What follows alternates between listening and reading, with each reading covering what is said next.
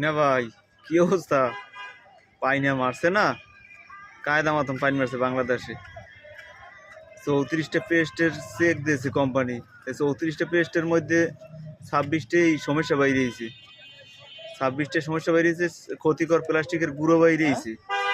কারণ কি করবে না নে, খালি খালি কই দাঁত ফসা না, দাঁতের অবস্থা দেন নাই একসে লাল। খালি খালি কই যে দাঁত ফসা হয় না, কি লেগে এই লেগেই তো ফসা হয় না। আগে যে গেলে বোঝা ধরছি, সেই গেলে কলোজাব দিয়ে দাঁত মাজি। এরপর ডাক্তারি ফর্মুলায় দাঁত মাজা ধরছি মেডিফিলাস দিয়ে।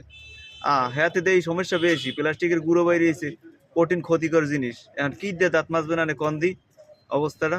এখন ছাই ছাড়া তো আর কোনো উপায় হইবে না, এখন তো ছাই দিয়েই দাঁত মাজা লাগবে। এছাড়া তো ভালো ভালো কোম্পানির যে পেস্টগুলো, প্রত্যেকটাই সমস্যা বাইরেছে। খালি 8টা পেস্টে কোনো সমস্যা বাইরে নেয়।